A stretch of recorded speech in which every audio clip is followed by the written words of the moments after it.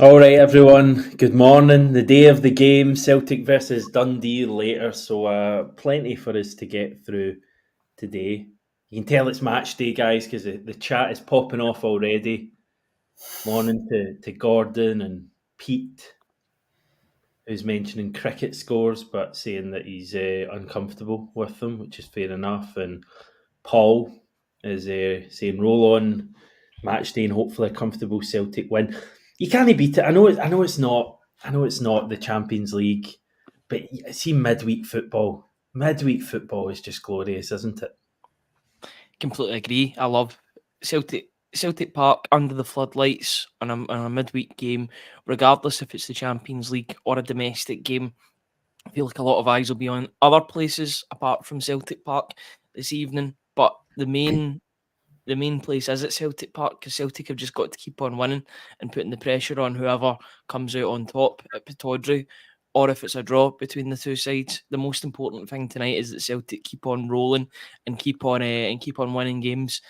And yeah, I don't think you can beat midweeks, regardless if it's Champions League or not. I completely agree with you. I love going along to Celtic Park in midweek. A night game, you can feel the slight coldness in the air. I know you won't be feeling the coldness at the moment, Hamish, but it's certainly getting colder and colder as the days go on. I'm just looking forward to getting back to Celtic Park and sampling the atmosphere. My four eyes are firmly fixed on Celtic Park, Hamish. I don't care what happens elsewhere. I think for the Agreed. voyeuristic factor, there's an interest there. But I'm with the manager. We can only control what happens in Glasgow G40. To hell with what happens in up north and in the Granite City. Just win your football match and take it from there, and whatever happens, happens. If you're asking me a preference, I want Aberdeen to win. I explained that rationale yesterday. People saying a draw and this, that, and the next thing. You always want your main title rivals to lose football matches. It's the nature of competitive sport.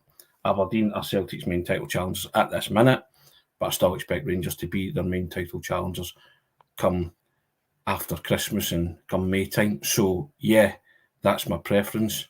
Do I care really? No, I don't. It's an exciting football match. It will be great, but I'm focused on Celtic. Just focus on Celtic and getting a result. And, you know, yeah, you just feel confident that this Celtic team are capable of beating Dundee at home. The last time they beat them at home was by 7 goals to 1. I think that's what Pete Midweek game. alluding to, midweek game, yeah, all that kind of stuff. So situations is ripe for a similar thing to happen if Celtic click into gear. Depends what team he plays. We'll talk about that, won't we, because of what Brendan Rodgers' comments yesterday. But, just what's in front of you. Dundee, that's it. That's all your focus and your concentration should be on. Brendan Rodgers had a great quote yesterday, and I think it was a rehearsed quote. There's no doubt that he does. I think. Well rehearsed ad libs, is that what you're telling Yeah. me? I think I can imagine Brendan Rodgers, and listen, he's not the only manager that will do this, and I think our previous manager, Ange Postecoglou, certainly did it as well. But I can imagine him in the mirror the night before. He'll know from you guys what he's going to be asked and all of that stuff, and he'll have the answers. And he gave a great quote yesterday. He said, "It's a big game," talking about the one that's up north. It's a big game, but we have a massive game. And for me, that sums it up from a Celtic point of view. It's all about us winning tonight. And for me, yeah, tonight's about really putting on a good performance and getting something going for these 2/3 really big games we've got coming up before the international break. And I'm sure I'll be aware of what's happening elsewhere. But for me, it's also too early in the season for that kind of chat, and it's also I feel too confident in Celtic that we're going to be good this season to actually. I don't feel like the other game tonight is having much of an effect on who wins the league because I don't think either of those teams are going to win the league. I just think it's more kind of entertaining to see how it goes. But in terms of ourselves, it's all about how the game goes tonight, and I feel pretty good. John mentioning that he's always a bit wary of these games when we're expected to win, and hopefully that is the case. And yeah, I guess there's plenty of examples. You only have to go back to last season, and we had a bit of an issue in these kind of home games, albeit not against Dundee. But just generally, I feel like the team are going to be motivated tonight. It doesn't strike me as a team that are going to be allowed to go through the motions. I just think there's there's so much competition for places at the moment, then that whoever plays really has to perform, or they're probably not going to be in the team the next week. Maybe last season players could get away with a few poor performances and still be in the team because the reserves weren't trusted by the manager. I think now we have a squad where if you're not performing, someone else is going to be ready and waiting to come in. And, we might see Greg Taylor back tonight. I think Cameron Carter-Vickers will start the game, and you're not really weakening the team with those changes. So, not feeling good about it. There's loads to chat about as well, guys, because we had the Brendan Rodgers press conference yesterday. We got an injury update on Adam Ida as well. Keen to point out we haven't lost Ida yet, Ryan, but it does seem like Ida won't feature tonight, I would say. Yeah, just precautionary. I don't see him starting the game or coming off the bench tonight. He was in a protective boot. I did hear that a day before it kind of came out into the open by Brendan Rodgers that he was in a protective boot. So, yeah, I think we'll see Kyogo lead the line tonight, which is unfortunate because I wanted to actually see Ida start tonight and really get a bit of momentum ahead of the League Cup semi-final. Hopefully he is fit enough to play some part in that game at Hampden, because a big pitch against Aberdeen, you'd think that he could come up trumps like he did before against Rangers in the Scottish Cup final. It's his sort of game. But yeah, I just hope it's not too serious. It doesn't sound as if it's too serious, but he was stressing the fact that he's not got the scan results back, but he is walking about, and I just hope for his sake he's not out for too long, because he's an important player for Celtic, and it's important that Celtic have rotation in that position. At the moment, they've got a player. They've got about 2 players for every position.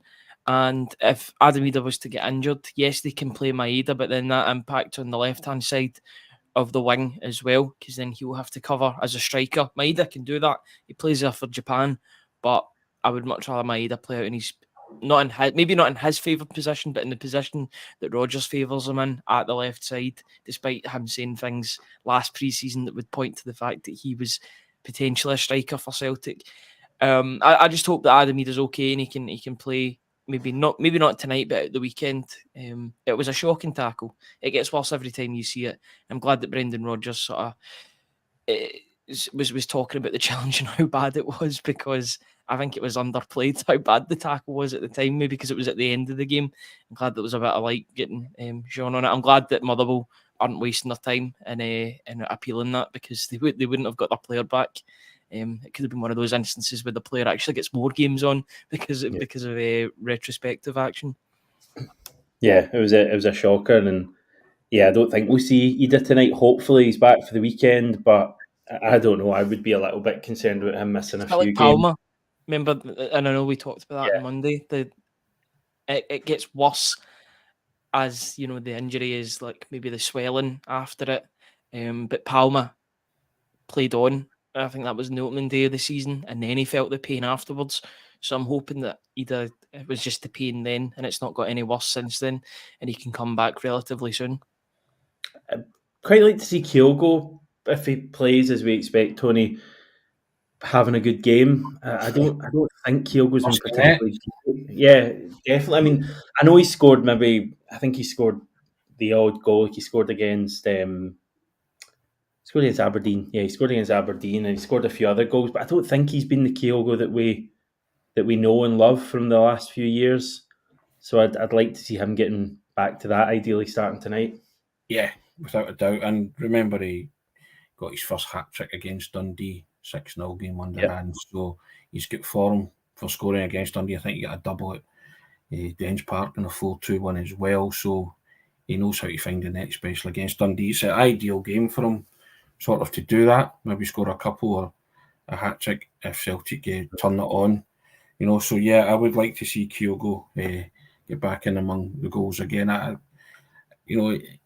He's such a divisive figure at the minute, isn't he? If he's not scoring, people are really getting on his case, and it's kind of hard the way Celtic play at times. It just doesn't suit him, that withdrawn role, and try to link up the play. Sometimes it works for him.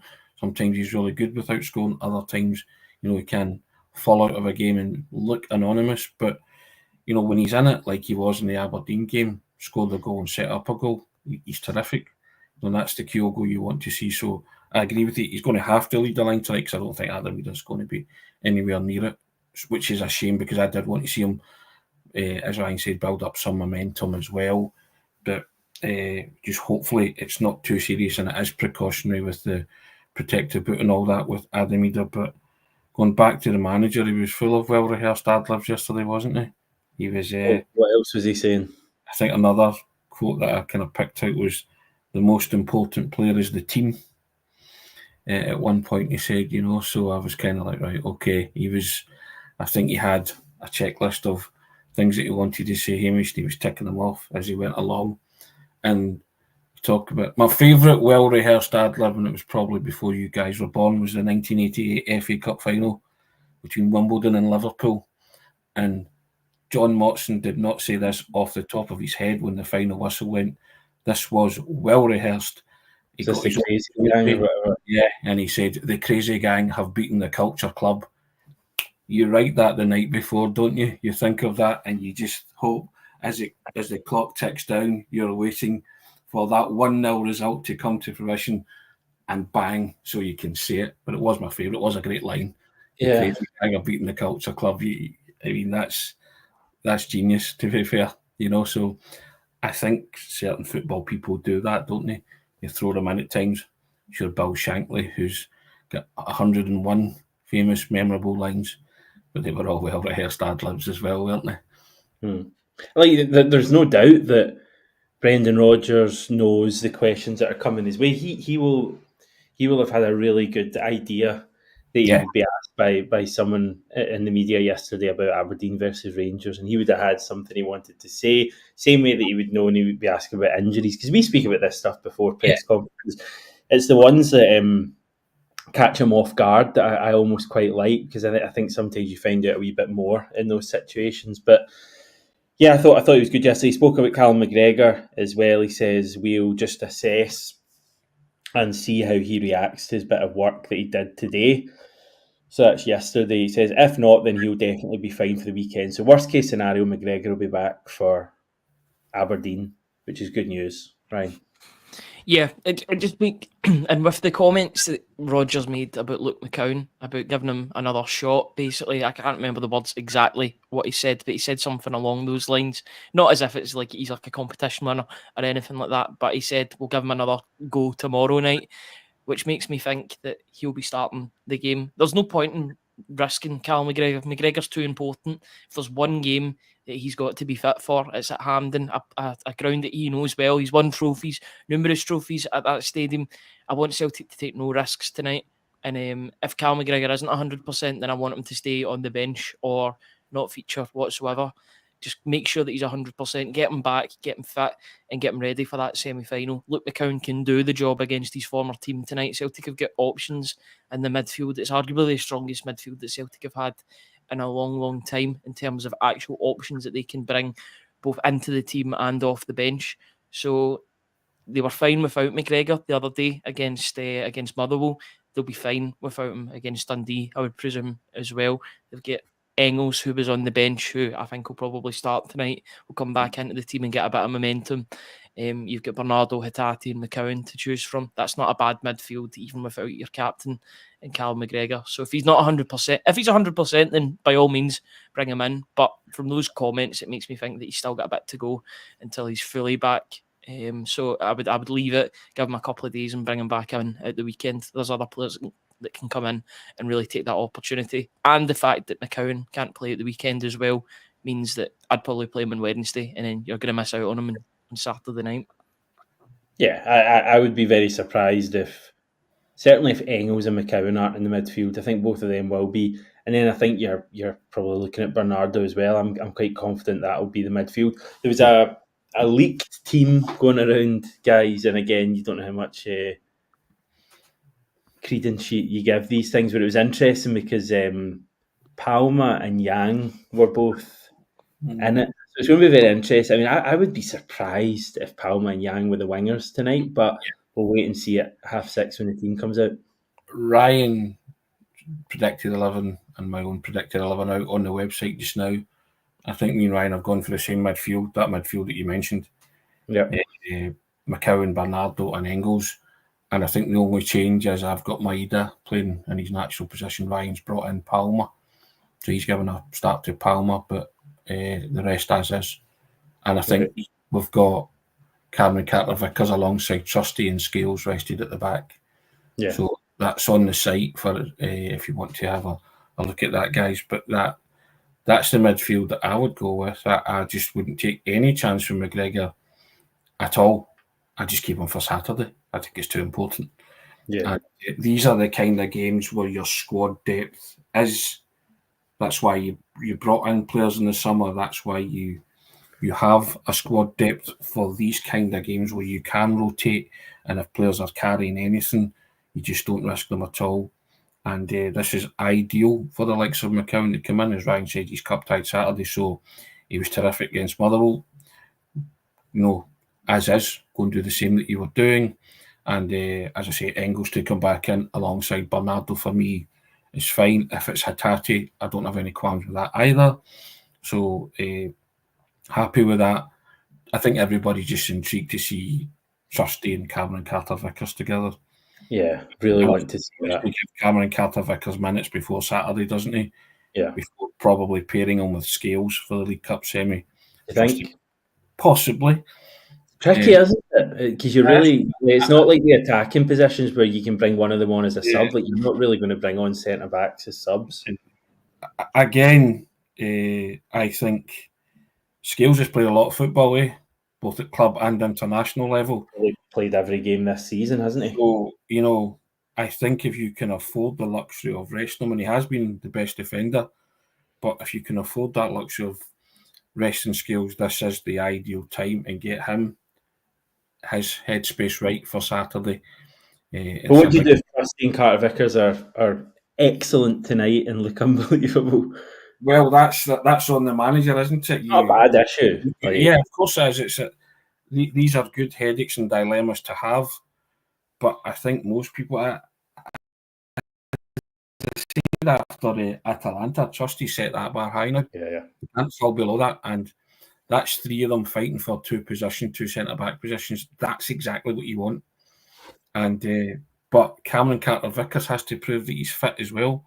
If there's any signs of rustiness in Cameron Carter-Vickers tonight, you might be inclined to, start with Trusty and Scales on Saturday. I thought he looked good on Sunday. Carter-Vickers didn't have a hell of a lot to do, but I thought he looked. But he has that uncanny knack of being like that. So a lot of eyes on Cameron Carter-Vickers tonight, because I think he'll play certainly for an hour-ish, 65 minutes, and then take it from there. Yeah, completely agree. I think that Trusty's price tag comes into the equation as well. See, if he was a £2-3 million player, I wouldn't be against him just sitting on the bench for now. But I feel like he's justified in having game time because Celtic have paid £6 million for his services. I feel like you can't have that on the bench if you're Celtic. I know that they've got strength and depth now, and Scales has been absolutely immense this season, but ideally now I want to see Trusty now make his way into the first team and staying in the first team for the amount that Celtic have paid for him. It's not as if he's a young boy. He's 26 years old, just turned 26, going into the prime of his defensive career. Ideally, I would want him and Carter-Vickers to be starting most games as a defensive pairing. They've got that camaraderie. They play in the same national team as well, so you'd think that they would work together off the pitch as well as on it.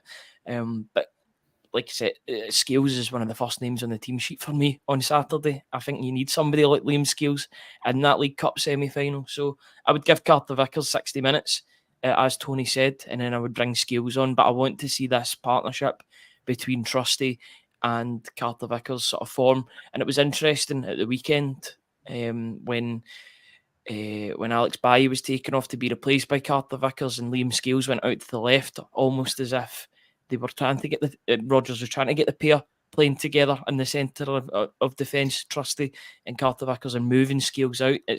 He can play there. He played there in Ange's first season, and he played there out wide for Shamrock Rovers.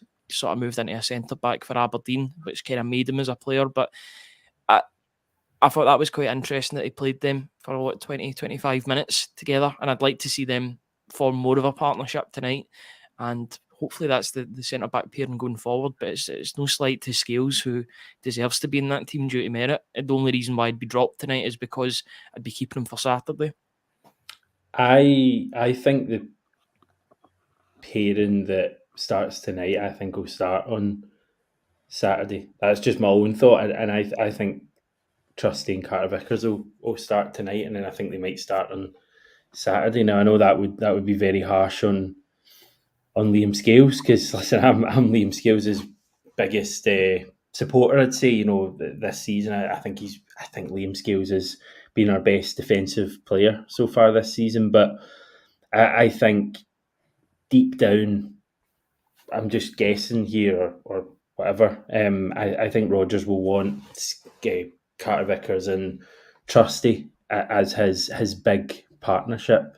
And I think the difficult thing, as I said earlier, is that you need that to be settled. I mean, when Starfelt and Carter Vickers were the partnership, they played virtually every game. You very rarely saw Stephen Welsh or whoever else we had at that stage.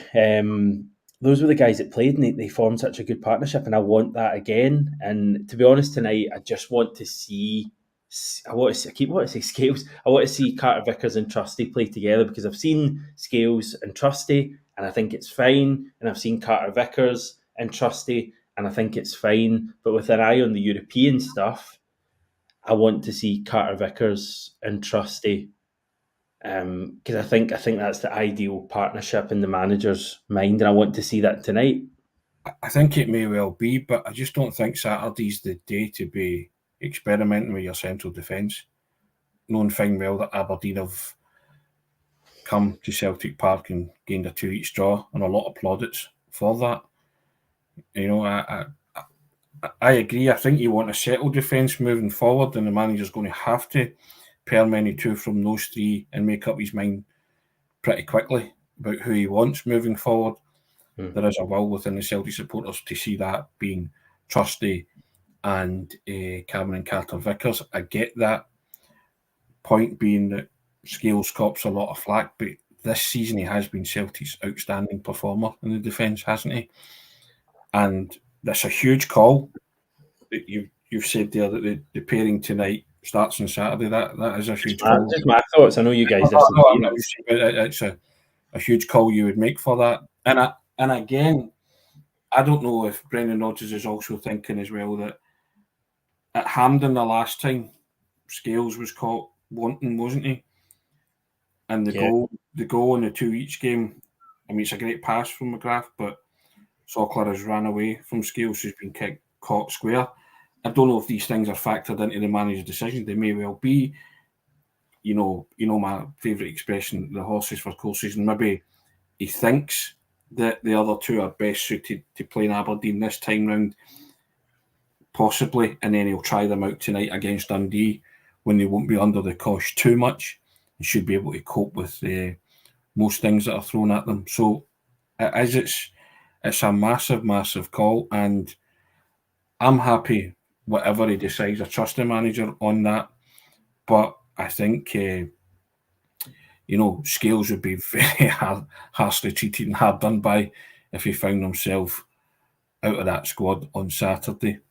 Yeah. But, hey, I don't dispute your logic. Yeah, I don't dispute your logic. Tough for Paulo Bernardo when he missed out the most important player game and the Hearts game before it, but it's just tough, isn't it, when you've got a good squad? As the manager said, the most important player is the team. Yep. So and these players are still going to have a role to play. It's not as if you banish Scales or Trusty and you never see them again. And if he feels that the best partnership for that semi-final is Trusty and CCV, he'll go with that. It's going to be interesting. And listen, it's a great problem to have. I'd much rather have this than last season when we're trying to build Gustav Lagerbielke into a player. God, those were strange times when everyone was trying to convince themselves that Lagerbielke was actually a player. Right, very simple question. We'll go through some comments now. T1, who's a better player, Taylor or Valle? Ryan, nice and easy one. And I've muted myself, sorry. Taylor's a better player. So he doesn't have to answer the question. Taylor's a better player out of the two. because he's done it for longer for Celtic. Bailly's had a good couple of games, but Taylor's a better player. Who do I think's got the bigger potential? Clearly Bailly, because he's only 20 years old. He's not 21 until April. So that really does show you how young he is. But he's playing with a maturity now the past couple of games, and I'm looking forward to seeing what more he can do. I think it's an interesting one with Taylor because, you know, there's not been any inroads yet on a new contract for Greg Taylor, and we're into October now. You get to December, January time, he's free to speak to any club that he wants to go on a Bosman and at the end of the season. Does that factor into Celtic's thinking in January potentially? Could he potentially leave the club in January if a move comes in that suits him? In that case, you've only got Bailly in that position to be the first choice left back. I don't know if he would go before the end of the season, but I just think it's interesting the fact that he's not signed a new deal as of yet. Brendan Rodgers was keen to keep him. Greg Taylor hasn't came out publicly and said that he wants to leave the club. I thought there would have been something agreed by now. I also thought that Alistair Johnston's contract would have been sorted by now. I know that's getting talked about in the background, so you've got two players to sign back up. But if not, and he wants to move on, then you've got the ready-made replacement there. And people say, oh, you won't get the player from Barcelona. The reason that Barcelona have extended his deal is to get some money when he inevitably does leave Barca, because they've got players in those positions. He's not going to break into the Barcelona first team. I watched Barcelona the other day against Real Madrid. The talent that they've got at their disposal is absolutely incredible. And that's no slight on the player, because really good players sometimes just don't make it at Barcelona, and there's a conveyor belt of constant talent that comes out of La Masia. But I think he will. I think Alex Bailly will join the club in the summer permanently. I think the reason why they've extended it is that they can get 4 or 5 million at the end of the loan spell, rather than him just leaving on a free and them not getting any money. I think there'll be an agreement between the two sides. But I'm quietly impressed by what Bailly's doing. He's growing more and more into a Celtic player with every game that he plays, because I thought he looked a wee bit out of place in some areas when he played against Falkirk when he came in. Yes, he got his assist for Bernardo's goal, but, a wee bit naive with the 2 goals that Celtic lost, that they were down his side or in his vicinity. But now I think you're starting to see why Celtic brought him in, and a guy that's really, really settled. Seems that all his teammates really like him as well, which is a big factor too. I wouldn't upset the team and play Taylor tonight. I'd keep Bailly in there and give him another game. Okay. A couple of Des and Gary pointing out, don't make too many changes. Rest too many at your peril. Gary saying Falkirk nearly gave us a bloody nose. I think the Falkirk game, the Falkirk, and he admitted himself, what did he make 6 changes? And he said that 7 that day.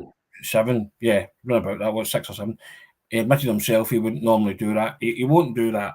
He'll tweak it, I think, with the defensive pairing and in the midfield, obviously, because I don't think Callum McGregor will start, but that's about it. I think the rest will kind of remain in situ. Ryan reckons Palma will come in. Maybe that's true, but I still think Maida will play, despite the fact he's played a lot of football too and did a lot of travelling. I think Maida's a different sort, isn't he? He's a machine, isn't he? He's not been great recently, Maida. I know he's not been great, so there is an argument. Maybe do you give Palma a start? But I always think Palma, when he started, is flattered to deceive, and he's a better impact player. And until I see a greater sample size of greater impact every time over a consistent basis, then I still don't think he warrants a start. It's just my personal opinion. That people can agree with that or disagree with that, but that's fair enough. But it's the lineup tonight's an intriguing one, isn't it? But this is where your squad depth comes to the fore, doesn't it? And you're glad that you have certain players. Vai is playing terrific at the minute. He's been very, very good. He was excellent against Atalanta. He was really good against Motherwell. Again, my thoughts on these things. If you're in possession of the jersey until something happens or goes awry or you do something ridiculous, then you stay. You kind of stay in the team. So I think he'll stay in the team at the expense of Taylor for the time being. I think Taylor will come back, obviously, at some point. But you're liking what you're seeing with Vai as well. And I agree with Ryan. It's probably something that'll get thrashed out if he continues to do well. You're now seeing a bigger sample size of Vi and what he brings. You're in a renowned footballing academy. You're a student of that or a graduate of that. Of course, you're going to be a good footballer. It just takes time to settle to your new surroundings as well. And you'll see how good Vi is when the weather takes a turn for the worst and he's not used to it. And he's going to Dingwall in freezing December, that kind of stuff. Aberdeen. He did all right in Dingwall. Yeah. But the weather hadn't taken an actual turn for the worst then, So, but I jest, of course. But yeah, I mean, you'll find out. But I think he's already shown that he's a consummate professional and a very good footballer. Loopy just talking about Palma, saying he gets a hat-trick against Sligo and all he gets from Celtic fans are pelters. Unfair. Jason, do we keep Maida on the bench as a second striker and start Palma or Yang at left wing? It's going to be interesting. Celtic, Kyogo's a true wee star. He needs long balls through, and I think McCown is a gifter for that. I think that pairing will become vital. David saying 6:45 a.m. kickoffs are a little easier. Correct, David. Very much looking forward to that. Pete pointing out that the Celtic are, and I'm taking Pete at his word here, but I trust them, are offering pay-per-view for $9.99 tonight, so that's good. The game is not on television, or normal television. The Sky Sports game tonight is Aberdeen versus Rangers. Gordon saying, no disrespect to Dundee, but tonight may be a good opportunity to extend our goal difference, hopefully a good few goals. And AR saying with Ida being injured, if anything happens to Kyogo between now and next Wednesday, we are screwed. We do have Maida, but you want Maida on the left wing for these big games. Dundee without Trevor Carson tonight, the number one goalkeeper, guys. So that's probably going to be quite unsettling for them. John McCracken, the guy like... Right, then, Hamish. Huh? Your instructions to your players are shoot on sight.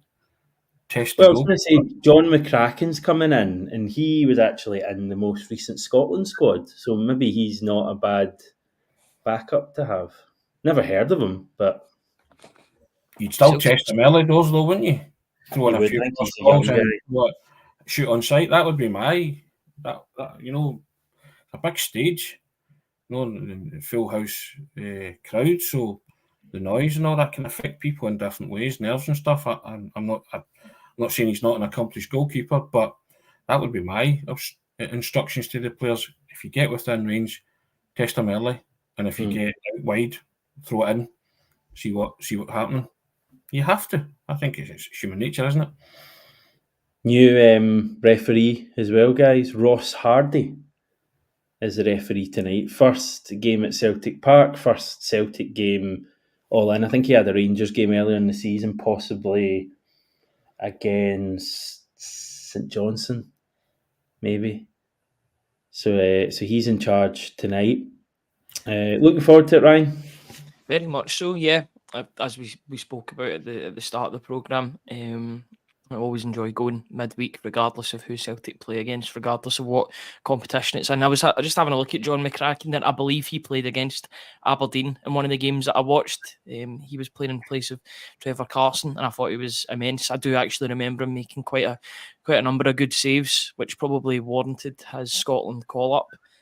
So good for him. I know that Celtic were interested in Trevor Carson back in the day, but they signed Scott Bain instead. There was a bit of a... it was close to happening and then it didn't. I think I'm trying to think of where Trevor Carson was at the time. I think it was Motherwell. Was it Motherwell he was at? And they tried to sign him. He spoke about that recently because he was on Open Goal recently, and he spoke about what was the story. We ended up going for Scott Bain instead. Scott Bain in the Hibs gear. Yeah.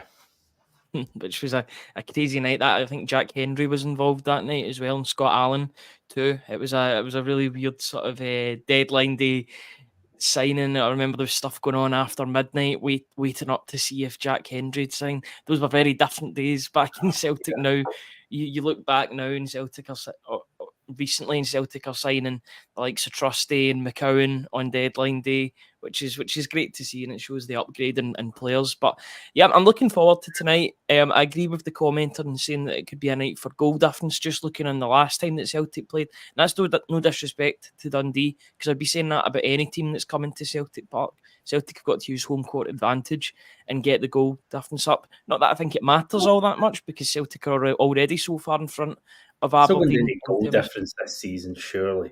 No, I don't. It's just a saying, but I think we just like to see goals at Yeah. Celtic Park. We like to see goals in general, so that's what I want to see tonight. I want to see them firing on all cylinders going into this Aberdeen game, because I think it's going to be a bit of a firefight on Saturday night. The fact that it's a one-off game against Aberdeen at Hampden, I think it's going to be an absolute cracker. I think there's going to be goals galore in that game.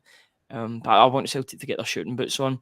If Palma's gets a start, I wouldn't be against it. I put him in my predicted lineup. The only reason I did that, it's not down to form or merit or anything like that. It's just to cover Maeda, because he can play as a striker, and I would much rather keep him on the bench tonight as an option for a striking position, because if you lose Kyogo, then he's your only fit striker that you've got at this point in time, and anything can happen. Injuries are commonplace in the game, and they can happen when you least need them, to be honest. So having somebody like Maeda to come off the bench as a striker and give Palma that opportunity, or even Yang. Yang's been so far out of it, but you wouldn't be surprised if Rodgers throws a bit of a curveball and puts somebody in.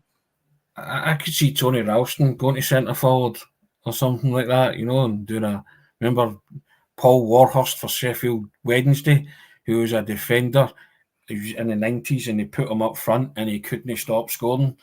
He just everything he touched turned to goal, and he went in the goal. So Tony Ralston got an eye for goal. I could see something crazy like that happening. The most recent example I can think of that happening is when Liverpool weirdly signed Stephen Cocker, another former Celtic target, and then Jurgen Klopp started putting him up front. Yeah, absolutely. That's a good actually.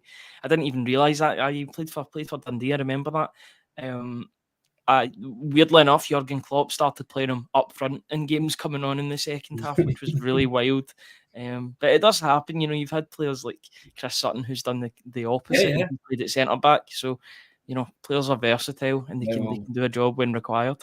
Well, Sheffield Wednesday, a boy called Paul Warhurst, and he was a defender, and he put him up front, and I kid you not, he went on this red hot scoring streak. He just couldn't stop scoring. I think Sheffield Wednesday got to the final of the League Cup and the final of the FA Cup that season. Warhurst was doing his thing. It's just incredible, that way. It was like, I think he might have been Danny Wilson was the manager, and he said, he used to just go up front, at training. So we just thought we would try him. Like the biggest stroke of luck ever. And they just ended up with a centre forward for a while, but it was good fun. It was just a good story watching how it all evolved, purely by accident. So I could see the same happening to Tony Ralston. He can do everything else, can't he? Should be a fun night ahead. Looking forward to it. Not commenting on anything that's going on in the chat at the moment. You're better off not to me. You're better off not. In the chat, are they not? So they're an entity themselves. It's very separate from what's happening on the podcast. We wouldn't have it any other way. We love them. You guys doing videos later? Is that part of the plan? We will be. Yeah, pre and post match. It'll be a bit of a later video, I would say, in terms of getting all the stuff done. Player ratings and instant analysis to do, but we will endeavour to be on before 12 o'clock, probably. We'll try our best to get everything sorted and finished and come back on. But if you wait up, we will be live after the game. We'll give a reaction regardless of how long it is. Fine well they will wait up. As the famous man once said, they're there and they're always there. It's always an interesting dynamic, because you see different names as well at night time, because there's some people that will be at their work just now, and they'll have different patterns. So you see some of the same names in the morning, and these people can obviously watch in the morning regardless of what they do. But at night you see different people as well. So it's quite interesting to have that contrast, and the people that maybe watch the show back are then watching it live, and they're happy because they can then contribute to the comment section, and that's always quite good too. Okay, well, we've moved into Melbourne v Sydney chat, so that's probably the right time to head off, although Melbourne is, of course, the greatest city in Australia, although I quite like Sydney and Brisbane. Adelaide was nice as well. Right, you guys will be on later on, so looking forward to all of the stuff tonight and all about Celtic, and hopefully 3 more points and a good performance and more stuff for us to talk about this time tomorrow. So we'll do that. Thanks everyone for tuning in. Still looking for subscribers. So if you fancy subscribing, that would be much appreciated. You can become a member as well. Gives you loads of different benefits that I'm waiting to come at the bottom of the screen. You receive early video access, which sounds very good when Ryan does his special insight videos. You get priority comments. Don't know if that's a good thing with some of these legends, but you can give it a go. And exclusive members chat function, which is definitely a good thing. Thanks, everyone. Thanks, guys, for chatting. Let's hope the good feeling continues later with a big Celtic win.